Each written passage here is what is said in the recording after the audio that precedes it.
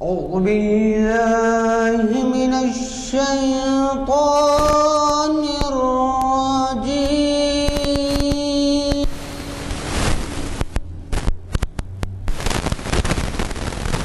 بسم الله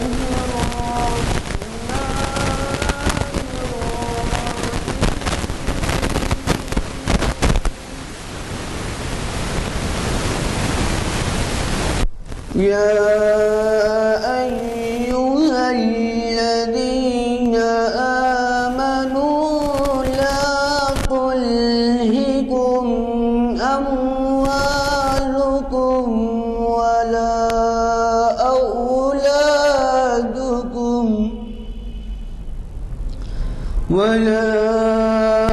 أولادكم عن ذكر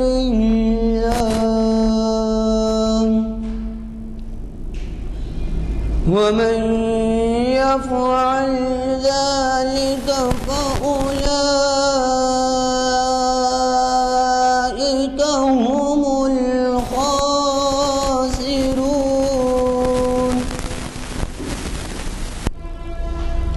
وأنفقوا مما رزقناكم من قبل أن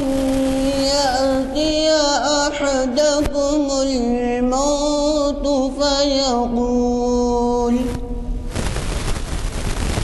فيقول رب لولا أخرتني إلى أجل قريب فأصدق وأكن من الصالحين.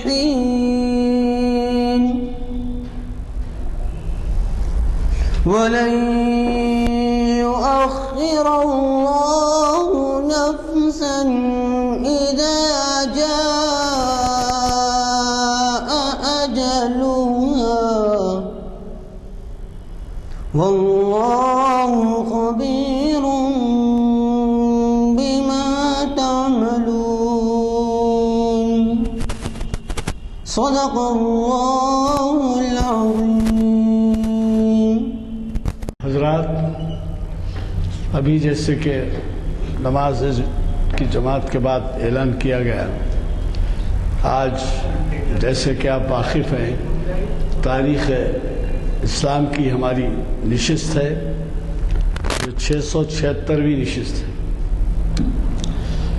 اور اسے آپ کے جانے پہچانے نامور پروفیسر سید راشد نسیم ندوی صاحب بعنوان مولانا گیلانی ایک گمشدہ مورخ کے عنوان سے مخاطب کر رہے ہیں۔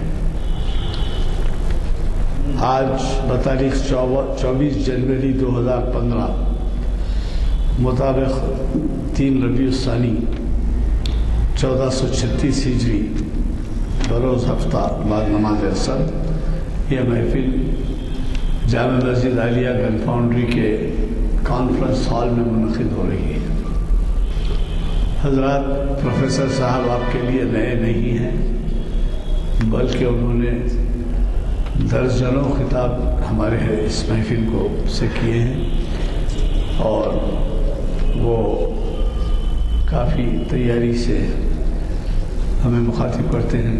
اس کا ثبوت خود اس بات سے ہوتا ہے کہ ان کے خطابات مختلف اخباروں میں نمایاں جگہ پاتے ہیں، اور ویب سائٹ کی وجہ سے وہ بین الاقوامی طور پہ سنے جاتے ہیں۔ میں زیادہ وقت لیے بغیر آپ سے گزارش کروں گا کہ اگر آپ کو ہمارے اعلانیے نہ ملے ہوں تو وہ لے لیں، اور اس بات کا خاص خیال رکھیں کہ اس میں ویب سائٹ کا نمبر بھی دیا جاتا ہے، اور کبھی آپ کا آنا نہ ہو کسی وجہ سے تو ویب سائٹ پہ بھی آپ جو یہ دیکھ سکتے ہیں اور بعد میں دیکھ سکتے ہیں، آج ہی نہیں، کل پرسوں کبھی بھی دیکھ سکتے ہیں۔ تو میں مولانا سے گزارش کروں گا کہ وہ ہمیں آج کے اس اہم عنوان سے مخاطب فرمائیں۔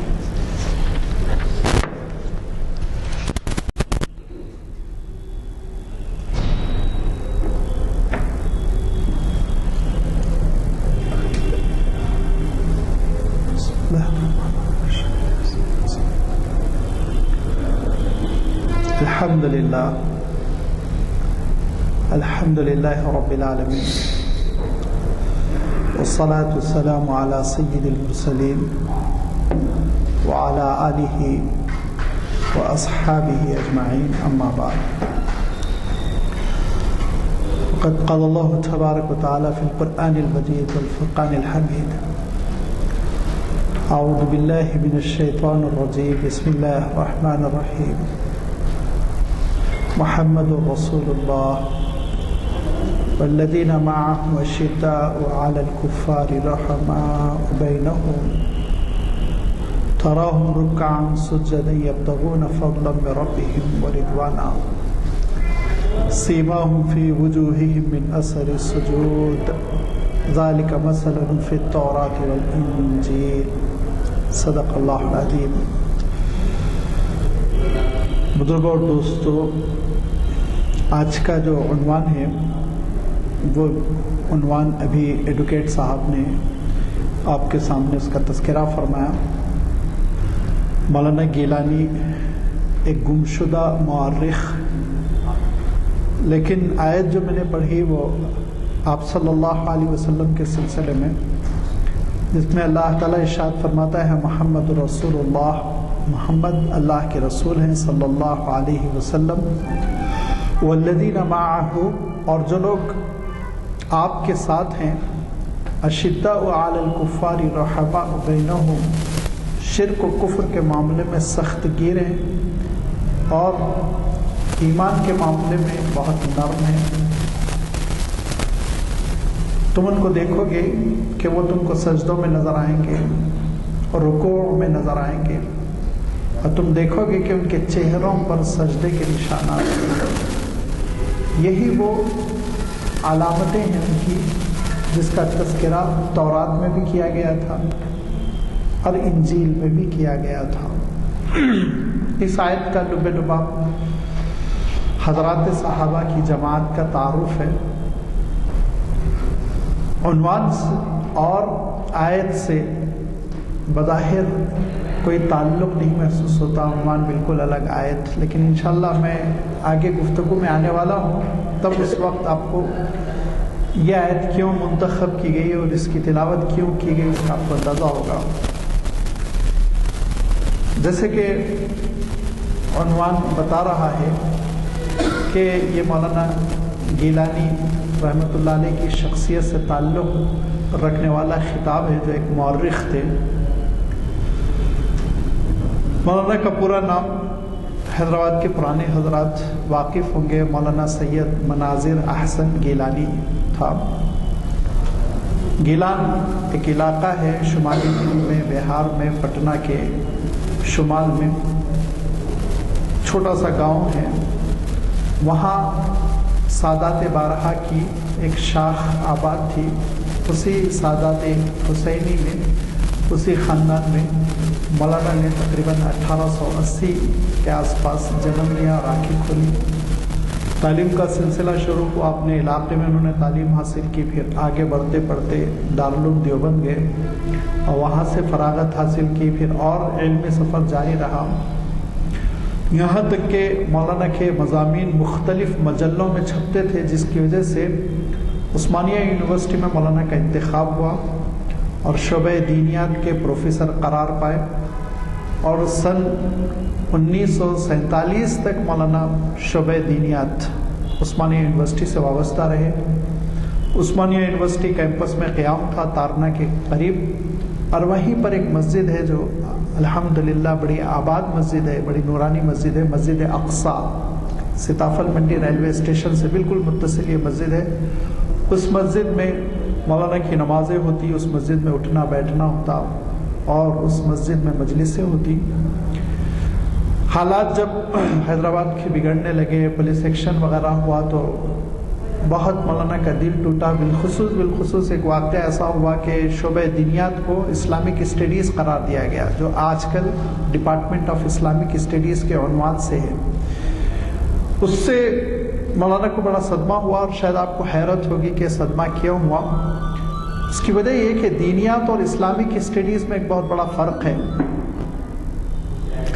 اسلامک اسٹڈیز ایک وسیع سبجیکٹ کا نام ہے جس میں اسلامی فن تعمیر، مسلمانوں کے زیر سرپرستی موسیقی جو رواج پائی وہ، مسلمانوں نے جو مصوری کی وہ ساری چیزیں اس شعبے میں آتی ہیں، اور شعبے دینیات کے معنی ہوتے ہیں کہ دینی علوم پڑھائے جائے، یعنی تفسیر، حدیث، فقہ۔ علی گڑھ مسلم یونیورسٹی میں آج تک شعبہ دینیات الگ ہے اور اسلامک اسٹڈیز الگ ہے، دونوں ڈپارٹمنٹ۔ لیکن جب عثمانیہ یونیورسٹی میں یہ فیصلہ کر لیا گیا کہ شعبہ دینیات برخاست کر دیا جائے گا اور اب ڈپارٹمنٹ آف اسلامک اسٹڈیز رہے گا، تو مولانا بہت دل برداشتہ ہوئے اور یہاں سے چلے گئے اپنے وطن میں، چھوٹا سا گھر بنایا اور اس کا نام رکھا کہف۔ جیسے اصحاب کہف میں محصور ہو گئے تھے، ایسے ہی مولانا اپنے گھر میں محصور ہو گئے، باہر نہیں نکلتے تھے۔ خط و کتابت کا سلسلہ جاری رہا۔ حیدرآباد میں خود بڑے نامور ان کے شاگرد ہوئے، تلامذہ ہوئے، جس میں ڈاکٹر حمید اللہ صاحب سر فہرست ہے، اور بھی بڑے بڑے علماء اور بڑے بڑے اسکالر مولانا کے شاگردوں میں ہیں۔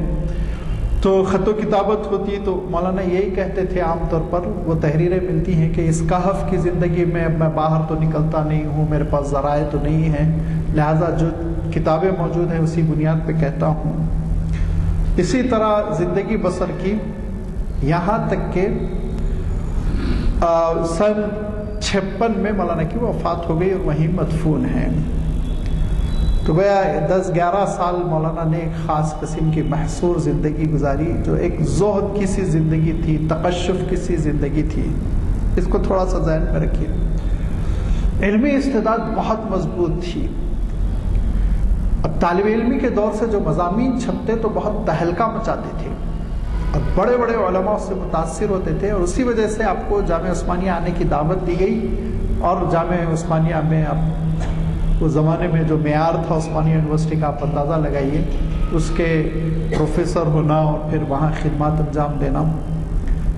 کئی کتابیں مولانا کی چھپی، ان کتابوں میں النبی الخاتم حضور اکرم صلی اللہ علیہ وسلم کی سیرت ہے۔ میں آپ سب کو مشورہ دوں گا کہ زندگی میں ایک مرتبہ وہ کتاب پڑھیے تاکہ آپ صلی اللہ علیہ وسلم کی محبت آپ کے دل میں پیدا ہو سکے۔ ایک عاشقانہ قسم کی، والہانہ قسم کی کتاب ہے جس میں سیرت کی معلومات کا احاطہ نہیں مقصود ہے، بلکہ ایک طرح سے اظہار محبت ہے، البیلی سی تحریر ہے۔ ایک آپ کو ایسا لگے گا جیسے نثر میں کسی نے شاعری کر دی۔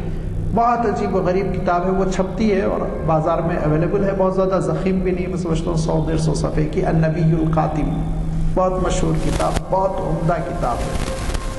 اس کتاب کے علاوہ مولانا کی تفسیر کا سلسلہ تھا مغل پورے میں، خواجہ کے چھلے میں، جہاں قرآن اینڈ سیرت سوسائٹی کام کرتی تھی، تو سورۃ الکہف کی تفسیر کی تھی، وہ تفسیر بھی چھپی التذکیر بسورۃ الکہف کے نام سے، لیکن آج کل بازار میں وہ کم نظر آتی ہے، لائبریریوں میں موجود ہے۔ اس کے علاوہ تدوین قرآن، تدوین حدیث، بہت ہی علمی اور شاندار کتابیں ہیں۔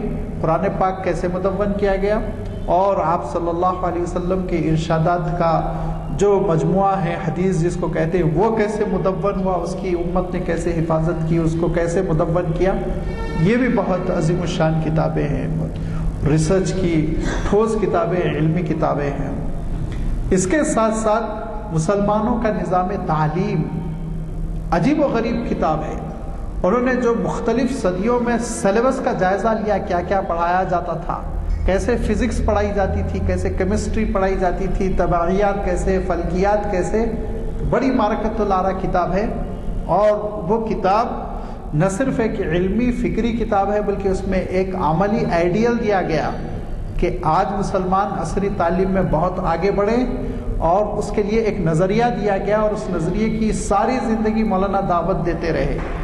وہ یہ کہ جو بڑی دانشگاہیں ہیں اور جو بڑی جامعات ہیں، یونیورسٹیز ہیں، انسٹیٹیوشنز ہیں، ایسا قائم کرنا تو مائنورٹیز کے لیے ممکن نہیں ہے، لہذا تمہارے لیے میں حل یہ بتاتا ہوں کہ تم اچھے ہاسٹلز قائم کرو اور اس میں اپنے نوجوانوں کو رکھو اور بڑی جامعات میں تعلیم دلاؤ، تاکہ تربیت ان کی دینی ہو جائے اور علم ان کو زیادہ سے زیادہ عصری مل سکے، اس کے بڑے پرجوش داعی رہے اور انہوں نے مضامین لکھے مختلف مجلوں میں، لیکن وہ پولیس ایکشن کے بعد کے حالات تھے اور افراتفری کا زمانہ تھا، جس کی وجہ سے ایسا کوئی خاص عملی مظاہرہ اس پر نہیں ہو سکا۔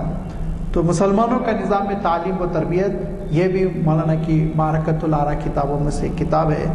لیکن جس کتاب کو آج میں اپنی گفتگو کا محور بنانا چاہتا ہوں، وہ ایک عجیب و غریب کتاب ہے، وہ بہت عجیب و غریب کتاب ہے، اور اردو تو اردو، فارسی سے میں زیادہ واقف نہیں ہوں، شدھ بت تھوڑی بہت ہے، عربی تو اس کا میں طالب علم ہوں، تدریس کی ذمہ داری بھی ہے، جامعہ میں عربی پڑھانے کی وجہ سے بہت سا پڑھنا بھی پڑتا ہے، تو عربی کی لائبریری بھی میرے نگاہوں کے سامنے ہے، لہذا اردو اور عربی یہ دونوں مکتبوں میں، یہ دونوں کتب خانوں میں، یہ دونوں زبانوں میں میں جس کتاب کا تذکرہ کرنے جا رہا ہوں اس کی کوئی نظیر نہیں ملتی، کوئی متبادل نہیں، وہ بالکل بے مثال کتاب ہے اپنے موضوع پر۔ وہ کتاب ہے دراصل سیرت ابو ذر غفاری رضی اللہ تعالیٰ عنہ، حضرت ابو ذر غفاری رضی اللہ تعالیٰ عنہ کی سیرت۔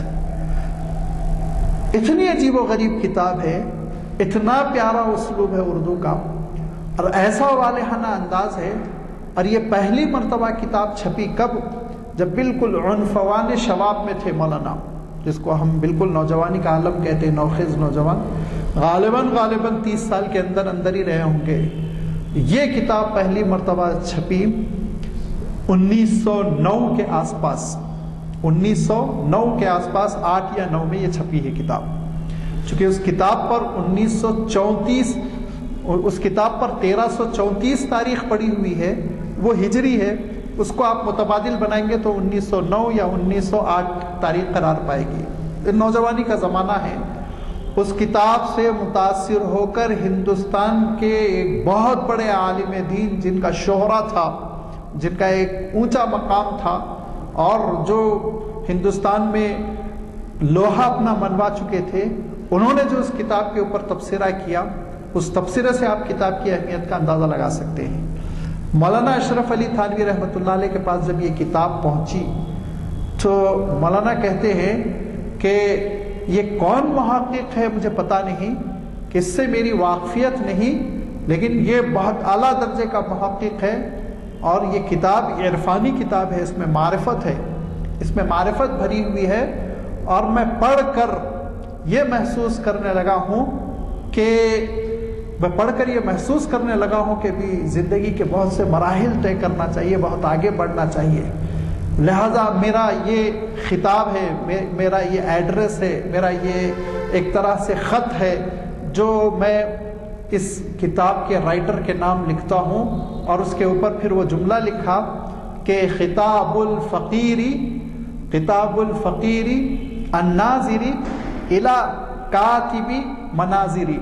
تو ایک خاص قسم کی عربی لکھا کرتے تھے تھانوی شاعرانہ انداز میں، کہ ایک فقیر کا خط جو مناظر احسن کی کتاب دیکھ چکا ہے، اس کا خط مصنف کے نام کہہ کے خط لکھا، اور وہ خط کسی مجلے میں القاسم وغیرہ میں شائع ہوا، جس کی وجہ سے پھر ہندوستان میں تہلکہ مچا اور کتاب کے کئی ایڈیشن نکلے۔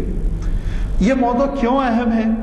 یہ موضوع اس لیے اہم ہے کہ حضرت ابو ذر غفاری رضی اللہ تعالیٰ عنہ کی شخصیت عجیب و غریب ہے، اتنی عجیب و غریب شخصیت ہے، اتنی عجیب و غریب شخصیت ہے کہ حضور اکرم صلی اللہ علیہ وسلم فرماتے تھے کہ اگر عیسیٰ ابن مریم کو دیکھنا ہو تو ابو ذر غفاری کو دیکھو، اگر عیسیٰ ابن مریم کو دیکھنا ہو تو ابو ذر غفاری کو دیکھو۔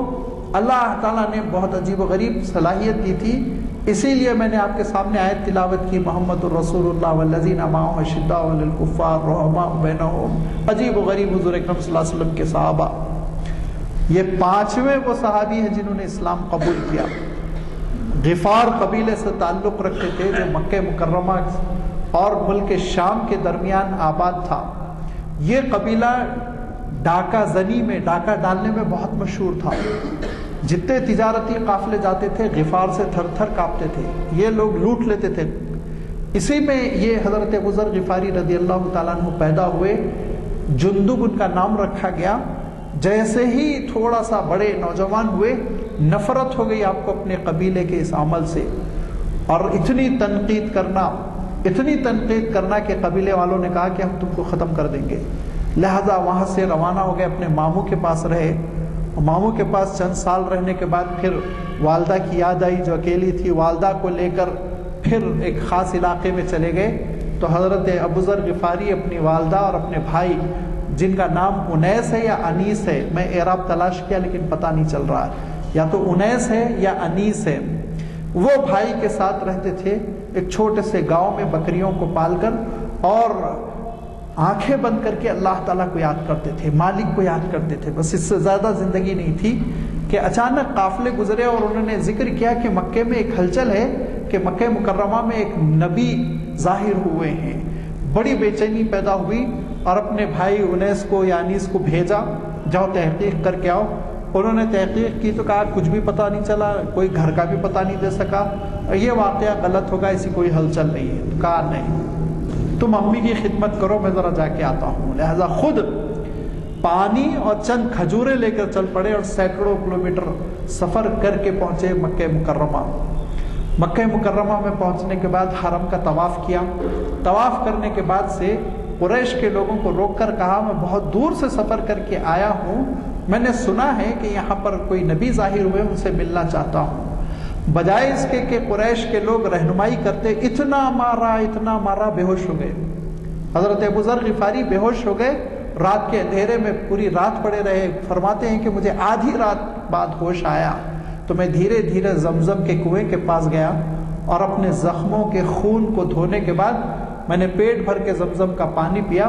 اب اس کے بعد سے چھپے چھپے حدود حرم میں مکہ مکرمہ میں قیام کیے رہے، یہاں تک کہ کہتے ہیں اس عالم میں 30 راتیں گزر گئی، 1 مہینہ، اور کل غذا میری زمزم کا پانی، جب بھوک لگتی میں زمزم پیتا، جب بھوک لگتی زمزم پیتا، یہاں تک کہ 1 مہینہ پورا ہو گیا۔ تو ایک رات میں نے دیکھا کہ 2 عورتیں ہیں جو اسیاف اور نائلہ کی بتوں کو پکار رہی ہیں، یا اسیاف یا نائلہ، یا اسیاف یا نائلہ، اندھیرے میں۔ تو مجھے بہت برا لگا، اتنا برا لگا کہ میں نے پکار کے جواب دیا کہ ان کے احداہما الاخری، اے اسیاف نائلہ، یہ دونوں کا ایک دوسرے سے نکاح کر دے، جا ایک دوسرے سے شادی کر دے۔ وہ لوگ پریشان ہو گئے، اتنی بدتمیزی کون کر رہا ہے، لہذا تلاش کیا۔ کہتے ہیں حضرت ابوذر غفاری رضی اللہ تعالیٰ عنہ جب میرے پاس آنے لگی تو میں ایسے ہو گیا جیسے میں سو رہا ہوں۔ تو کہا یہ تو خیر سو رہے ہیں، کوئی اور پکارا ہے، کوئی وہ تو نہیں ہے وہی جو مکے میں ظاہر ہو گیا ہے، جو پرانے دین سے برگشتہ ہے، وہ صاحب تو نہیں ہے، کہیں تلاش کرو۔ یہ کہتے ہوئے عورتیں چلی گئی۔ تب جا کے حضرت ابوذر کہتے ہیں کہ ہے مکے میں ایک نبی ہے، مجھے اطلاع غلط نہیں ملی، لیکن حضور اکرم صلی اللہ علیہ وسلم کا پتہ ہی نہیں چلتا تھا۔ یہاں تک کہ پورے 30 دن جب گزر گئے تو حضرت علی رضی اللہ تعالیٰ عنہ نے، جو بہت کم عمر سے لڑکے تھے، کہا کہ میں آپ کو دیکھ رہا ہوں آپ اجنبی سے ہیں، اکثر و بیشتر نظر آتے ہیں، کیا مسئلہ ہے، کہاں سے آئے؟ کہا نہیں کوئی خاص مسئلہ، ڈر گئے کہ کہیں یہ پھر وہی مسئلہ نہ ہو ہمارا بیٹی کا۔ کہا کوئی خاص مسئلہ نہیں، مسافر تو۔ کہا چلیے آپ میرے پاس چلیے کچھ کھانے پینے کے لیے۔ کہا نہیں میں جانا تو نہیں چاہتا ہوں، پر کوئی محفوظ جگہ بتاؤ جہاں میں رہوں۔ تو کہا محفوظ جگہ تو کچھ نہیں سوائے میرے گھر کے۔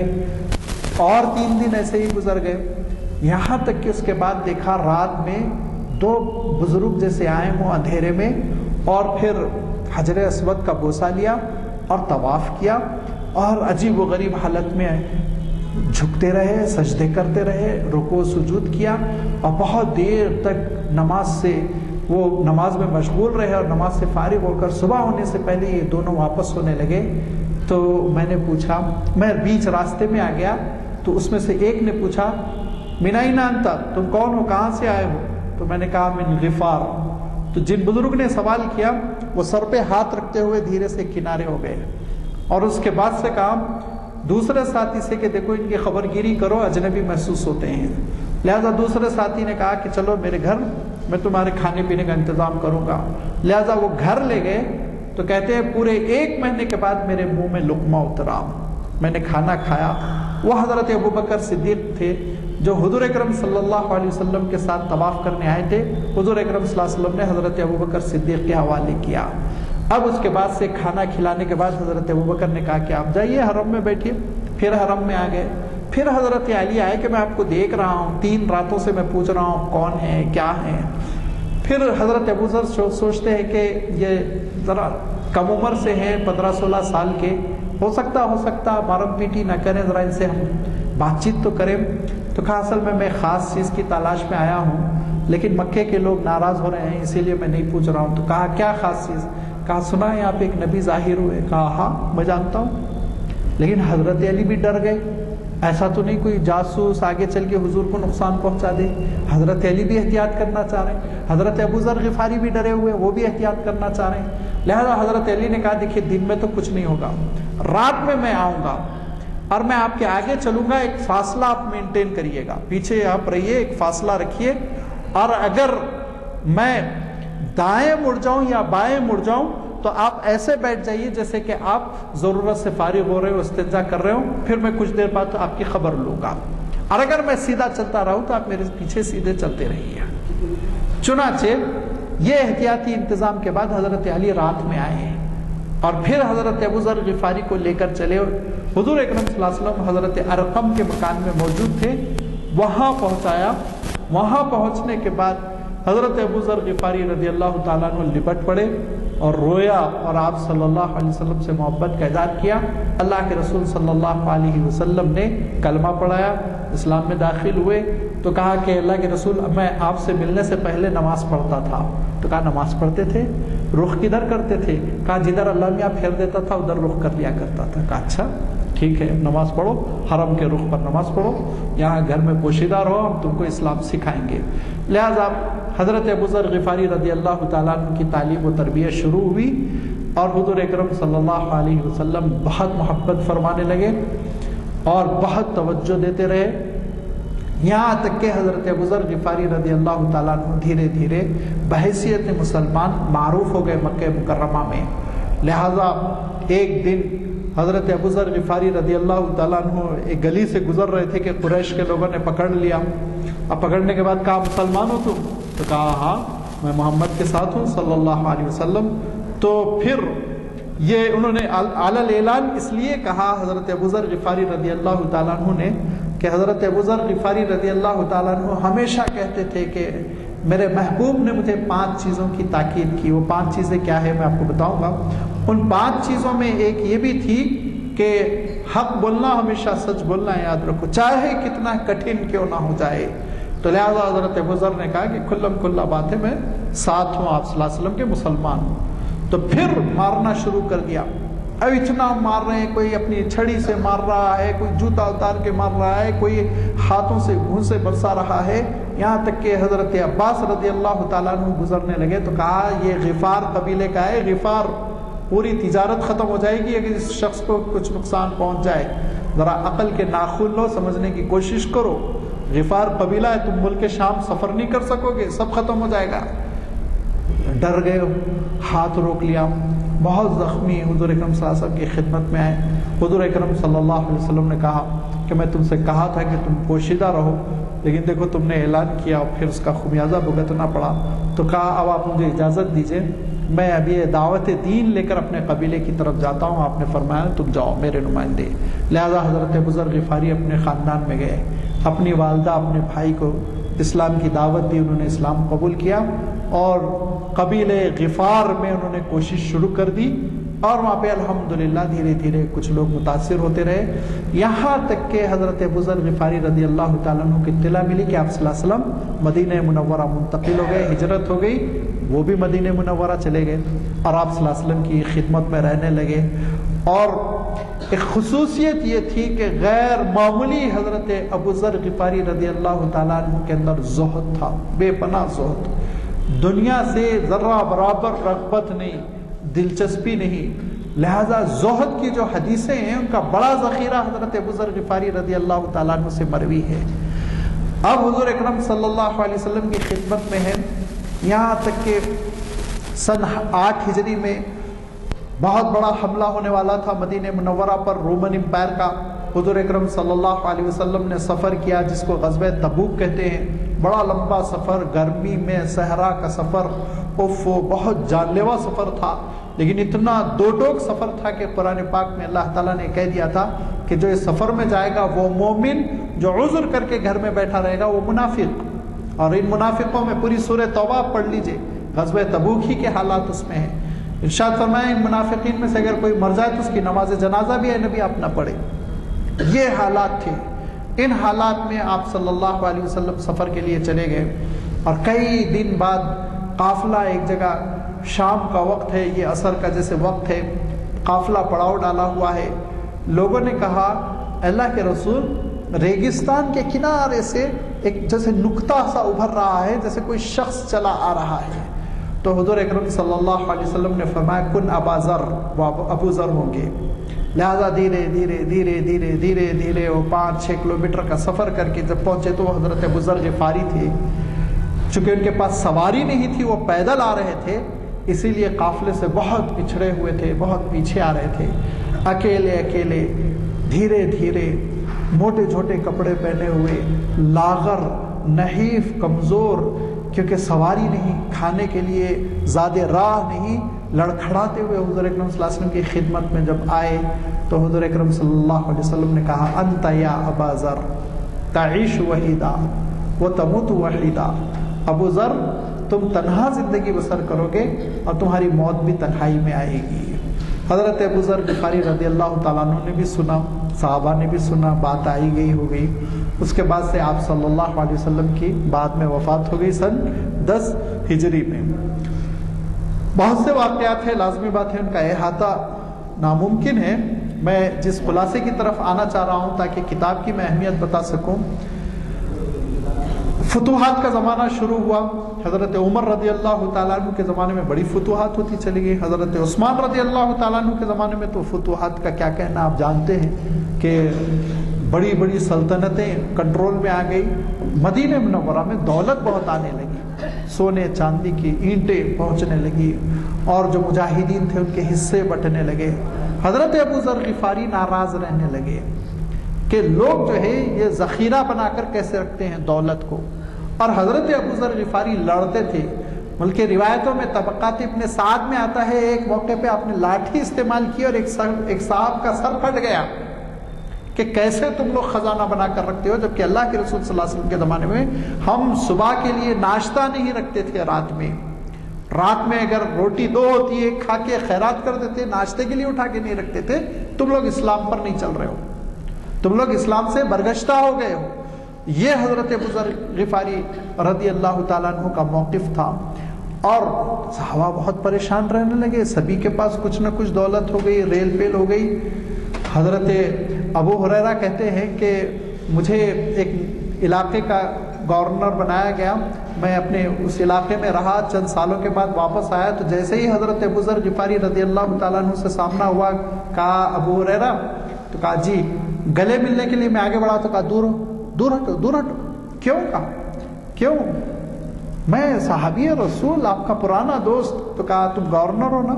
جی ہاں میں گورنر ہوں۔ تو کہا وہاں بنگلہ بنا لیا نا؟ کہا نہیں، کوئی بنگلہ نہیں، جھوپڑی میں رہتا ہوں۔ اچھا، بیوی کو زیورات میں لادا کہ نہیں لادا؟ کہا نہیں الحمدللہ، کسی قسم کا کوئی زیور نہیں۔ اچھا، کہا اور اپنے لیے اینٹیں وینٹیں جمع رکھی کہ نہیں رکھی؟ کہا الحمدللہ، گھر میرا خالی۔ اور بکریوں کا اور اونٹوں کا ریوڑ کہاں ہے؟ تو کہا ایک بکری نہیں، ایک اونٹ نہیں۔ کہا اب آؤ گلے ملو مجھ سے، اب آؤ گلے ملو مجھ سے، کیونکہ تم لوگ گورنر بن جاتے ہو، اس کے بعد دولت اکٹھی کرنے لگتے ہو۔ میں ایسے لوگوں سے بالکل بری ہوں، کیونکہ میرے محبوب نے مجھے جو تعلیم دی تھی وہ یہ 5 چیزیں جو حضرت ابو ذر غفاری رضی اللہ تعالیٰ عنہ نے پکڑ لی تھی، وہ یہ کہ اے ابو ذر، پرندے کی طرح رہو جو صبح بھوکے خالی پیٹ نکلتا ہے اور شام میں دانہ بھر کے آ جاتا ہے۔ ذخیرہ اندوزی وہ حضرت ابو ذر غفاری رضی اللہ تعالیٰ عنہ کو سمجھ میں نہیں آتی تھی، اور مجھے نصیحت کی کہ میں صلاۃ الضحیٰ پڑھتا رہوں، چاشت کی نماز، اور مجھے نصیحت کی تھی کہ میں سونے سے پہلے وتر کی نماز ضرور پڑھ لوں، 3 رکعت جو ہم پڑھتے ہیں، اور مجھے وصیت کی تھی کہ ان اقول الحق ولو کان مرا، ہمیشہ سچ بولوں چاہے کتنا مہنگا پڑ جائے، کتنی سختی اور کتنا اس کے سامنے مجھے مصیبتوں کا سامنا کیوں نہ کرنا پڑ جائے۔ اور 5ویں بات یہ کہ میں ہمیشہ کہتا رہوں کہ اے اللہ، آپ کی طاقت آپ کی قدرت کے سامنے کوئی طاقت کوئی قدرت نہیں، یعنی عربی میں جس کو ہم کہتے ہیں لا حول ولا قوت الا باللہ، اس کا میں ورد کرتا رہوں۔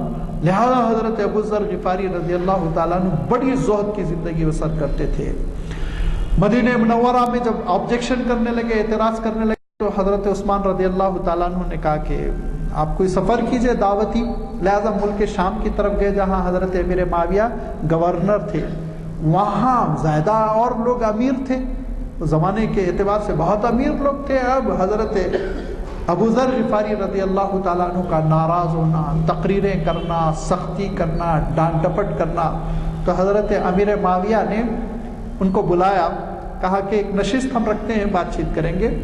تو ایک نشست ہوئی، بات چیت ہوئی، تو حضرت امیر معاویہ رضی اللہ تعالیٰ عنہ دنگ رہ گئے، دنگ، دلائل کا انبار، علمی گفتگو اور ایسا اعتماد، اور جو بنیادی آیت تھی وہ میں ابھی پڑھوں گا، جس کی بنیاد پر حضرت امیر معاویہ نے ہار مان لی، جبکہ حضرت امیر معاویہ بہت متبحر علمی صلاحیت کے حامل صحابی۔ اب اس کے بعد حضرت امیر معاویہ نے کہا کہ یہ صاحب صرف بولتے ہیں یا عملی طور پر بھی ہیں، لہذا رات میں 1000 سچے سونے کی اشرفیاں بھجوائیں، اصلی سونے کی اشرفیاں 1000 اشرفیاں بھجوائیں کہ آپ کی علمی مجلس سے بہت متاثر ہو کر گورنر صاحب نے یہ تحفہ پیش کیا۔ اس کے بعد سے جو صاحب دینے گئے تھے ان کو صبح فجر بعد بھیجا اور کہا کہ جا کے حضرت ابو ذر سے کہو میں آپ سے بہت معافی چاہتا ہوں، وہ آپ کو نہیں دینا تھا، کسی اور صاحب کو دینا تھا، میں غلطی سے آپ کو دے گیا، اس کے بعد واپس لے کر آؤ۔ جب یہ نمائندہ صبح پہنچا فجر بعد اور کہا کہ ابو ذر میں غلطی سے آپ کو دے گیا، یہ دراصل کسی اور صاحب کو دینا تھا، وہ امانت آپ واپس کر دیجئے، گورنر صاحب وہ مانگ رہے ہیں، امیر وہ طلب کر رہے ہیں۔ تو انہوں نے پیشانی پر ہاتھ رکھ کر کہا کہ رے رے رے پوری رات میں خیرات کر دیا نا، اب ایک بھی نہیں ہے میرے پاس، مجھے 3 مہینے کی مہلت دو، میں جمع کروں گا، مجھے 3 مہینے کی مہلت دو، میں جمع کروں گا، جمع کر کے میں دے دوں گا واپس۔ جب حضرت امیر معاویہ کو اطلاع ملی تو حضرت امیر معاویہ نے کہا ان کا ظاہر و باطن یکساں ہے، ان کو کوئی اپنے موقف سے ہلا نہیں سکتا۔ آج ہم لوگ موقف سے کیوں ہل جاتے ہیں؟ اینٹی کرپشن تحریکیں کھڑی ہوتی ہیں لیکن ان کے پاؤں کیوں کھڑ جاتے ہیں؟ اس لیے کہ عمل کی قوت اندر نہیں ہے۔ وہ عمل کی جو طاقت ہوتی ہے، وہ جو اعتماد ہوتا ہے، وہ رنگ بدل دیتا، ماحول بدل دیتا ہے۔ لہذا حضرت امیر معاویہ نے حضرت عثمان رضی اللہ تعالیٰ عنہ کو خط لکھا کہ دیکھیے ابو ذر غفاری ان کا میں بہت احترام کرتا ہوں، یہ بڑے چہیتے صحابی رسول ہیں، لیکن یہاں پہ بڑا خلفشار چل رہا اور لڑائیوں کا سا اندیشہ ہے، چھڑی بھی استعمال کرتے ہیں حضرت، لہذا آپ ان کو مدینہ منورہ بلا لیجئے۔ حضرت عثمان نے مدینہ منورہ بلا لیا، اور پھر وہاں پہ بھی ایک مناظرہ ہوا۔ حضرت کعب ابن احبار وہ بھی بڑے علمی صحابی تھے، تورات انجیل کے بھی عالم تھے، قرآن مجید کے عالم تھے، ان سے گفتگو ہوئی، لیکن حضرت ابو ذر غفاری رضی اللہ تعالیٰ عنہ اپنے موقف سے ہٹے نہیں، ڈٹے رہے۔ موقف کیا تھا یہ ہے، دیکھیے میں بھی بہت اس میں پریشان تھا۔ مولانا مناظر احسن گیلانی رحمۃ اللہ علیہ کی کتاب پڑھنے سے یہ مسئلہ حل ہوا۔ ایک صحابی رسول، وہ صحابی رسول ایک ایسا موقف اختیار کر لے، اور وہ صحابی رسول جس کے بارے میں حضور اکرم صلی اللہ علیہ وسلم نے یہ ارشاد فرمایا کہ زمین کی سطح نے اور آسمان کی چھت نے ابو ذر غفاری سے زیادہ سچا انسان کسی کو نہیں دیکھا، یہ حدیث ہے آپ صلی اللہ علیہ وسلم کی۔ یہ مقام والے صحابی ایسا کیسا ایک ضد پر اڑے رہے کہ آپ پیسے نہیں جمع کر سکتے، پیسے نہیں رکھ سکتے؟ لیکن یہ مولانا مناظر احسن گیلانی کی جو کتاب ہے سیرت ابو ذر غفاری، اس میں مولانا نے حل کیا اس مسئلے کو بہت ہی دلائل کے ساتھ اور بڑی علمیت کے ساتھ، کہ حضرت ابو ذر غفاری رضی اللہ تعالیٰ عنہ کا یہ موقف اس لیے تھا کہ قرآن مجید کی آیت والذین یکنزون الذهب والفضة ولا ينفقونها في سبيل الله فبشرهم بعذاب أليم یوم یحمى علیہا فی نار جہنم فتقوی بہا جباہہم وجنوبہم وظہورہم ھذا ما کنزتم لانفسکم فذوقوا ما کنتم تکنزون۔ جو خزانہ بنا بنا کر رکھتے ہیں سونے کو اور چاندی کو، تو اے نبی ان کے لیے دردناک عذاب کی آپ خبر دیجئے کہ ان سونے اور چاندی کے میٹل کو اور ان کی پلیٹوں کو تاپا جائے گا، پکایا جائے گا، جلایا جائے گا، اور پھر ان کی پیشانیوں کو، پشتوں کو داغا جائے گا، اور کہا جائے گا ھذا ما کنزتم لانفسکم، یہ ہے وہ جو تم جمع کر رکھتے تھے، چکھو مزہ جمع کرنے کا۔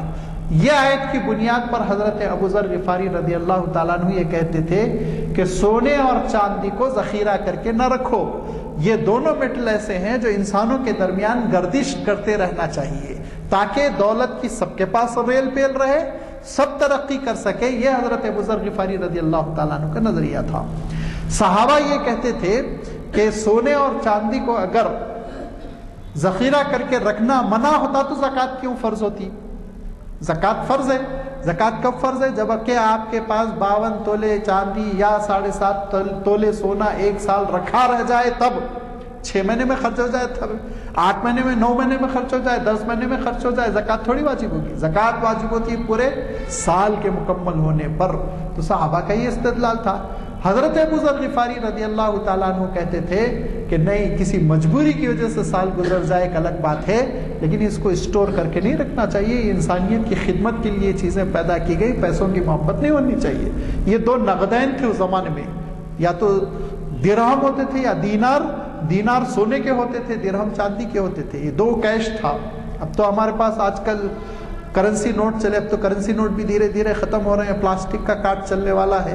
تو یہ تو حالات بدلتے ہو گیا، لیکن میں سمجھتا ہوں شاید جو پچھلے زمانے کا حیدرآباد دیکھے ہوں گے وہ بھی چاندی کے سکے دیکھے ہوں گے، چاندی کی اشرفیاں دیکھے ہوں گے۔ تو وہ یہ کہتے تھے یہ چیز، یہ کیش کے حکم میں ہے، اس کو جمع کر کے نہ رکھو۔ حضرت عثمان رضی اللہ تعالیٰ عنہ نے کہا کہ ٹھیک ہے، میں ہار مان لیا آپ کے سامنے، لیکن امیر کا بہت احترام کرتے تھے، امیر المؤمنین کہتے تھے نہیں، میں آپ کی نافرمانی نہیں کروں گا، لیکن پلیز میری بات پہ آپ کان دھریے۔ تو حضرت عثمان نے کہا کہ دیکھیے، اگر آپ کو اس کی ضد ہی ہے تو ٹھیک ہے، آپ اپنا موقف ٹھیک ہے اپنائیے، رہیے مدینہ منورہ میں خاموش۔ تو کہا نہیں، مجھے تو اللہ کے رسول نے بس 5 چیزوں کی نصیحت کر دی تھی، قل الحق ولو کان مرا، حق کہتا رہوں گا، اعلان کرتا رہوں گا، خاموش تو نہیں رہ سکتا۔ تو کہا کہ پھر آپ مدینہ منورہ میں نہیں رہ پائیں گے۔ تو کہا ٹھیک ہے، میں مدینہ منورہ چھوڑ کر چلا جاؤں گا۔ لہذا حضرت ابو ذر غفاری رضی اللہ تعالیٰ عنہ مدینہ منورہ چھوڑ کر چلے گئے۔ ربضہ نامی ایک مقام ریگستان میں پڑتا ہے، وہ مکے اور مدینے کے پرانے راستے پہ پڑتا ہے، اب تو نیا راستہ ہے، اس راستے پہ وہ ربضہ نہیں پڑتا۔ چھوٹی سی ایک چوکی تھی جیسے، جہاں مسافروں کی کچھ خدمت، کچھ خرید فروخت، کھانے پینے کی چیزیں رکھی رہتی تھی، اور 1-2 خاندان آباد تھے۔ وہیں پر حضرت ابو ذر غفاری رضی اللہ تعالیٰ عنہ نے سکونت اختیار کر لی، اور اس کے بعد سے اینٹوں کی دیوار پر کمبلوں کی چھت ڈال کر زندگی بسر کرتے رہے اپنی اہلیہ کے ساتھ، یہاں تک کہ حضرت ابو ذر غفاری رضی اللہ تعالیٰ عنہ کی طبیعت ناساز رہنے لگی۔ سن یہ 32 ہجری کی بات ہے، ہجرت کے بعد آپ صلی اللہ علیہ وسلم کی وفات تو سن 10 ہجری میں ہو گئی، سن 32 ہجری کی بات ہے۔ حضرت عثمان رضی اللہ تعالیٰ عنہ کا دور ہے، اور حضرت عثمان رضی اللہ تعالیٰ عنہ کے دور میں آپ ذرا سا ناراض ہو کر یا اپنے موقف کی وجہ سے تنہائی کے ساتھ زندگی بسر کر رہے ہیں۔ کچھ بکریاں پال رکھی ہیں، اور ایک گڈھا بنا لیا جس میں پانی جمع کرتے تھے، بکریوں کو پانی پلاتے تھے، کچھ گھاس جمع کر کے ان کو کھلاتے تھے، کچھ ان کا بکریوں کا دودھ، اور پھر باقی ہلکی پھلکی زندگی اور گھنٹوں کی نماز۔ سیماہم فی وجوہہم من اثر السجود، گھنٹوں بھر نماز بکثرت نماز پڑھتے رہتے، اللہ تعالیٰ کو یاد کرتے رہتے۔ اسی عالم میں جب بیمار ہوئے، اور اتنے بیمار ہوئے کہ اہلیہ محترمہ ڈر گئی کہ اب بچنا مشکل ہے، تو رونے لگی۔ تو کہا کیوں رو رہی؟ کہا اس لیے رو رہی ہوں، اس تنہائی میں آپ کی وفات ہوگی، کون غسل دے گا، کون نماز جنازہ پڑھائے گا، کون تدفین کرے گا؟ تو حضرت ابو ذر کہتے ہیں کہ اللہ تعالیٰ مجھے ضائع نہیں کرے گا، تم اطمینان رکھو، تم ایسا کرو، دیکھو کوئی قافلہ تو نہیں آ رہا ہے، جا رہا ہے، ذرا دروازے سے جھانکتی رہو۔ لہذا وہ دروازے سے جھانکتی رہی، تو انہوں نے دیکھا کہ واقعی ایک قافلہ آ رہا ہے، 150 لوگ آ رہے ہیں، دھیرے دھیرے۔ جب وہ گھر کے سامنے سے گزرنے لگے تو چلا کے ان کی اہلیہ محترمہ نے کہا، اے قافلے کے لوگوں رکو، ایک صحابی رسول کی خبر لے لو۔ تو اس قافلے میں سے ایک صاحب دوڑے، کہا صحابی رسول کون ہے؟ وہ کون ہے صحابی رسول؟ ان کا نام بتاؤ۔ تو کہتی ہے ابو ذر۔ دیکھا ابو ذر یہاں ہے، وہ صاحب دوڑتے ہوئے آئے، وہ حضرت عبداللہ ابن مسعود رضی اللہ تعالیٰ عنہ تھے۔ انہوں نے کہا ابو ذر ہے، کیا ہوا ابو ذر کو؟ آپ ہٹیے، پردے میں ہو جائیے، میں ملوں گا۔ جیسے ہی اندر داخل ہوئے دیکھا بالکل آخری سانسیں ہیں اور بس اپنی جان آخری کے حوالے کرنے والے ہیں۔ تو حضرت عبداللہ ابن مسعود نے کہا کہ ابو ذر، یاد آ گئی مجھے حدیث، انت تعیش یا ابا ذر وحیدہ و تموت وحیدہ۔ ابو ذر، اللہ کے رسول نے بہت پہلے فرمایا تھا تم اکیلے زندہ رہو گے، اکیلے مرو گے۔ آج پیشن گوئی پوری ہو گئی۔ کہا تم کون ہو؟ کہا میں عبداللہ ابن مسعود۔ کہا عبداللہ ابن مسعود یہاں چلے آئے؟ کہا ہاں میں تو ایک سفر میں جا رہا تھا۔ تو کہا اپنی اہلیہ کو خطاب کر کے تم گھبرا رہی تھی نا، میں نے کہا تھا نا اللہ تعالیٰ مجھے ضائع نہیں کرے گا، دیکھو یہ اس کو بھیج دیا جس کو اللہ کے رسول صلی اللہ علیہ وسلم اس امت کا سب سے بڑا عالم کہتے تھے۔ کہا اب یہ سب کر لیں گے میری تجہیز و تکفین۔ کہا میرا کفن کیسے دو گے؟ کہا میرے پاس 2 چادریں ہیں، ایک چادر میں آپ کا کفن دوں گا۔ چادر کہاں سے آئی پوچھا؟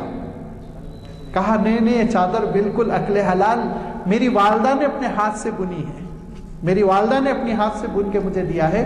کہا ہاں اس میں مجھے کفن دو، اس میں مجھے کفن دو۔ کچھ ہی دیر بعد وفات ہو گئی۔ حضرت عبداللہ ابن مسعود نے، اور بھی کچھ صحابہ تھے اس جماعت میں، ابھی صحابہ کا دور چل رہا تھا، تو ان سب نے مل کے غسل دیا، صحابہ نے جنازہ اٹھایا۔ حضرت عبداللہ ابن مسعود رضی اللہ تعالیٰ عنہ نے نماز جنازہ امامت کی، نماز جنازہ پڑھائی اور ربضہ کے مقام پر آپ کی تدفین ہوئی۔ حضرت ابو ذر غفاری رضی اللہ تعالیٰ عنہ کا موقف سیرت ابی ذر غفاری میں اس قدر کھلے اور اتنے اچھے انداز میں نمایاں کیا گیا ہے کہ اگر آپ مجھے اجازت دیں اور مبالغہ نہ کہیں، مبالغے کا الزام نہ دیں، تو میں کہتا کہ ہر مسلمان کو زندگی میں ایک بار یہ کتاب پڑھنا چاہیے۔ لیکن میں بہت حیرت کے ساتھ یہ بھی کہتا ہوں کہ کتاب ناپائد ہے، نہیں ہے اس کے ایڈیشن اویلیبل۔ کیوں نہیں چھپ رہی پتہ نہیں، 5-6 ایڈیشن نکلے تھے تقریباً 70 سال 80 سال پہلے۔ مجھے جب اس کتاب کی ضرورت پڑی، بہت میں تعریف سنتا رہتا تھا، تو مکتبوں میں تلاش کر کے میں ہار گیا۔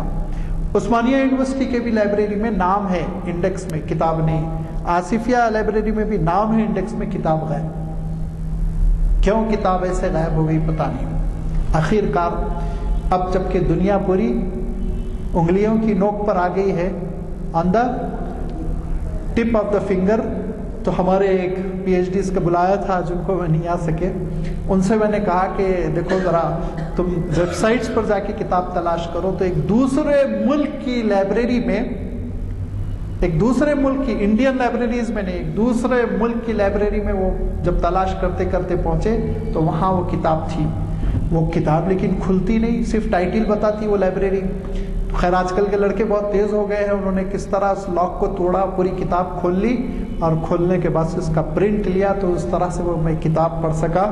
اور کتاب، اس کا اسلوب اور اس میں عشق و محبت اور زہد کی دعوت، یہ سب کچھ اس انداز میں ہے کہ واقعہ یہ ہے کہ آج کے اس دور میں جب کہ ہر انسان دولت کا رسیاں ہو گیا، ضرور وہ کتاب پڑھنی چاہیے، کیونکہ حضرت ابو ذر غفاری رضی اللہ تعالیٰ عنہ کے دلیلیں بڑی اچھی ہیں، دلیلیں بہت اچھی، جو احادیث کوٹ کرتے ہیں وہ کہ حضور اکرم صلی اللہ علیہ وسلم جو ذخیرہ کرنے کو ناپسند کرتے تھے وہ بہت کام کی ہیں۔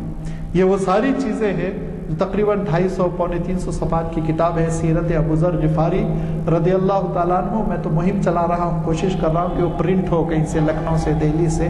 اتنی اچھی کتاب کبھی آپ کو اویلیبل ہو تو ضرور اس کو ایک بار پڑھیے، بہت ہی عمدہ کتاب ہے۔